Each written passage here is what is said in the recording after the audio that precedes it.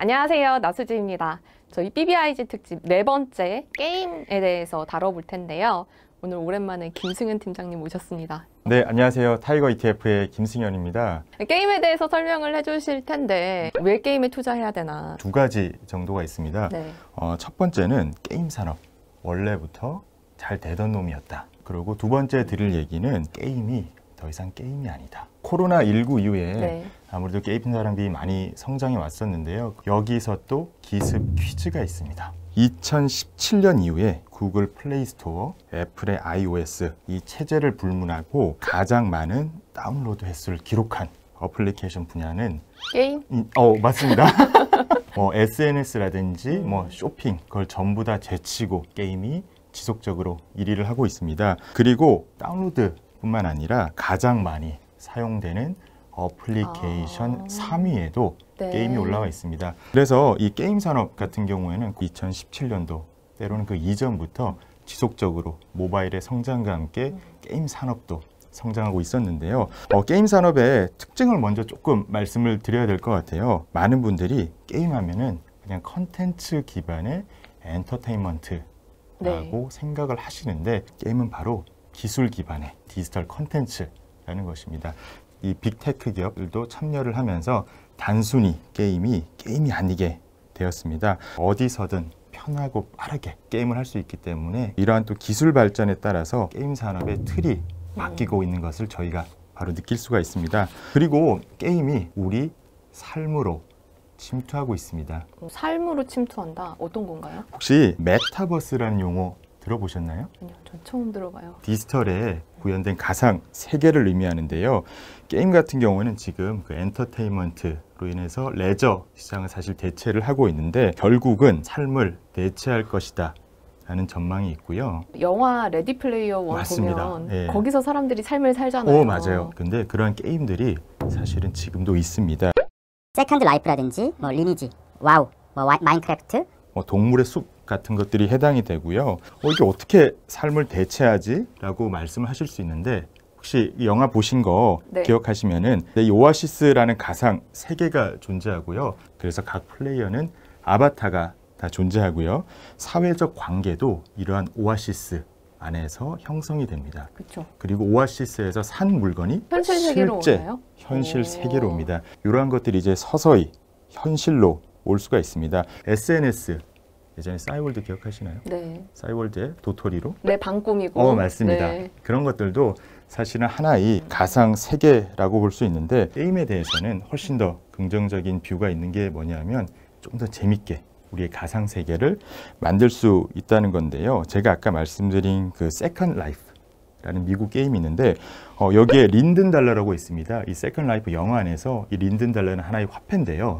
그 화폐를 바로 미국 달러로 환전할 수가 있습니다. 그리고 리니지 2 같은 경우에는 2004년부터 한 4년 동안 진행된 바츠 해방전쟁이라는 게 있는데 이게 연 인원이 20만 명 정도가 실제 가상 세계에서 전쟁을 했어요. 맞습니다. 4년 동안 우리가 생각하는 게임이 그냥 게임이 아닌 시대가 앞으로 펼쳐질 것으로 기대할 수 있습니다. 여기서 또 퀴즈가 하나 있습니다. 마이크로소프트, 구글, 아마존, 애플, 소니, 엔비디아. 그리고 텐센트의 공통점이 뭐가 있을까요? 클라우드입니다. 근데 클라우드 게임 서비스 어떤 게 좋을까요? 어디서나 할 수 있을 것 같아요. 맞습니다. 네. 어디서나 무엇이든. 그리고 저희가 스마트폰으로 하던 걸 태블릿 PC를 들고 할 수도 있고요. 그리고 PC에서 다시 공부하는 척하다가 이렇게 PC로 게임을 할 수도 이어서 있고. 할 수 있다는 거죠. 맞습니다. 네. 그렇기 때문에 클라우드 기반이면은 어디서든 마음껏 게임을 할 수 있는 그런 시대가 바로 왔는데요. 애플의 아케이드라든지 아니면 구글의 스테디아 그리고 아마존 같은 경우도 최근에 루나라는 걸로 이렇게 서비스를 시작했습니다. 근데 이러한 클라우드 상용화되는데 약간의 좀 시간이 필요하다는 전망도 있습니다. 트래픽 비용 문제라든지 아니면 각 대륙에 대한 과금 문제 이러한 것들이 좀 해결이 된다면은 훨씬 더 게임 산업에 큰 성장을 예상하고 있는데요. 근데 여기서 또 중요한 게 있습니다. 네. 아니 게임 산업 이렇게 빅테크 기업들이 참여해서 커진다는 건 알겠는데 그러면 게임 업체들 과연 이익이 있을까? 지금 음악이라든지 동영상 아니면 드라마, 영화, 웹툰 같은 것도 기존에 크게 성장하는 데는 바로 클라우드가 있었습니다. 그래서 그 산업을 하나 성장시키는데 초기에는 이러한 빅테크, 클라우드 기업들의 입김이 셀 수밖에 없습니다. 근데 시간이 지나면 지날수록 게임의 컨텐츠에 대한 중요성이 커지게 되고요. 그러면 수혜자는 경쟁력 있는 게임 컨텐츠를 가진 기업, 그리고 IP라고 하죠. 네. 지적 재산권을 가진 기업에 훨씬 더 재평가가 될 수 있고 대한민국의 자랑스러운 K 게임들이 여기에 굉장히 많이 해당이 됩니다. 클라우드 게임 시장 규모는 뭐 연평균 한 46% 네. 급격한 성장을 예상을 하고 있고요. 2023년까지 가파른 성장이 좀 예상되고 있습니다.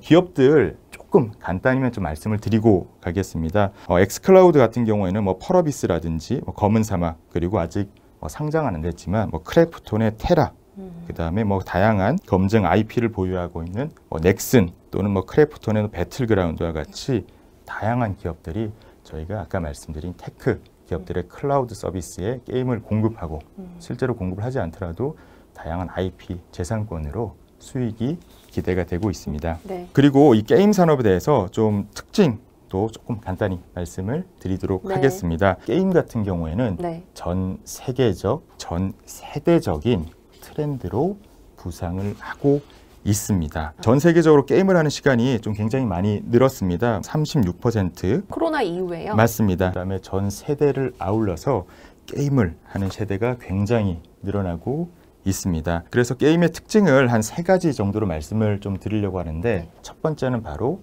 경기의 영향을 덜 받는다입니다. 오히려 경기, 불경기일 때 조금 더 게임 산업이 더 좋아진다라는 전망도 있습니다. 왜일까요? 한국의 게임 산업, 온라인 게임 산업이 태동한 때가 바로 IMF 때? 때입니다. 네, 그때 한국 같은 경우는 스타크래프트, PC방이 좀 생겨나게 됐고요. 그렇죠. 프로게이머라는 직업도 생겨나게 됐습니다. 그리고 전설의 시작입니다. 리니지 1 같은 경우에도 1998년에 네. 이렇게 시작을 했습니다. 경기가 안 좋으면 안 좋을수록 오히려 이런 게임에 저희도 조금 이렇게 삶의 위안을 찾고 조금이나마 좀 휴식을 씁쓸하네요. 맞습니다. 두 번째입니다. 전 세대라고 말씀드렸죠. 네. 리니지 같은 경우는 당연히 닌저 씨들이 하는 거 아니에요? 맞습니다. 아니에요? 그래서 네. 실제 통계 월간 순 이용자 연령대를 보더라도 30, 40대가 압도적으로 높습니다. 그러면 애니팡2 엄마가 많이 하세요. 맞습니다. 50대 이상이 70%, 한 게임 맞고 맞고도 엄마가 많이 하시겠죠. 61%. 저희 그냥 재밌게 이렇게 말합니다. 아들이 리니지 하는 걸 말리는 엄마의 손에 바로 애니팡2가 있다. 맞고가 있다. 세 번째입니다. IT 기술에 대한 수혜주가 바로 게임이다. 게임 산업입니다. 네. OTT 산업이 성장한 것 결국 4G 통신이 좀 결정적이었는데요. 2021년 내년 같은 경우는 또 5G가 훨씬 더 가속화될 것으로 예상하고 있습니다. 5G의 가속화는 단순히 뭐 클라우드 비즈니스를 좀 더 크게 하는 것뿐만 아니라 게임 같은 경우도 굉장히 좀 큰 성장에 대한 배경이 될 것으로 예상을 하고 있고요. 그리고 혹시 콘솔 게임 좋아하시나요? 네. 2013년에 소니의 플레이스테이션 4 그리고 마이크로소프트의 엑스박스 1이 8세대가 나왔는데 출시 이후에 미국 게임 기업의 EPS가 수년 동안 10배 이상 증가를 하였고요. 네. 이 장기간 이 게임 주가 랠리가 이어졌습니다. 단순히 뭐 4G에서 5G로 넘어가는 시점 그리고 새로운 콘솔 게임이 나왔을 때에 대해서 게임 산업이 폭발적으로 증가했기 때문에 이러한 IT 기술이 발전할수록 게임 산업도 더욱더 커질 것으로 예상하고 있습니다.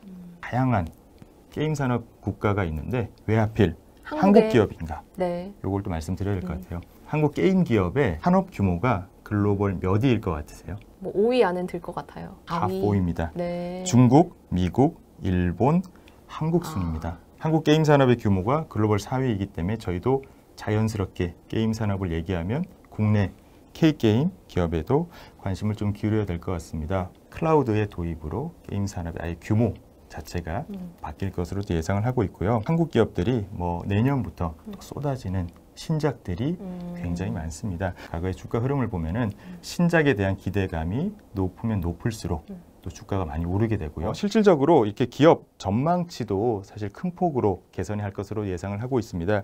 미래세대우 리서치 센터의 전망에 따르면은 타이거, KRX, 게임, K뉴딜 ETF의 10개 종목 같은 경우에 2020년과 2021년 내년이죠. 영업이익 같은 경우 각각 58%에서 38% 성장할 것으로 좀 전망을 하고 있습니다. 그 ETF 안에 들어있는 10개에 대해서 맞습니다. 그렇다는 말씀이시죠? 네, 뿐만 아니라 또 호재가 있습니다. 올해 또 이슈가 됐죠. 카카오 게임즈 내년 2월에 정기 변경할 때 그때 포함이 될 것으로 예상을 하고 있고 최근에 기사도 많이 나고 있죠. 크래프톤 네, 상장할 경우에는 다시 한번 더 이런 굵직굵직한 이슈가 있기 때문에 쏟아지는 신작과 함께 게임 산업에 대해서도 저희가 주의를 좀 기울여야 될 것 같습니다. 또 ETF로 해야 되는 이유 또 저희가 그쵸. 말씀드릴 것 같은데 네. ETF의 장점이기도 하죠. 높은 변동성에 대응하기 위한 것입니다. 게임 산업에 투자하는 경우는 굉장히 좀 쉽지 않습니다. 그리고 주가 변동성이 워낙 크고요. 좋아하는 기업 또는 잘 될 것으로 예상되는 기업 한두 개를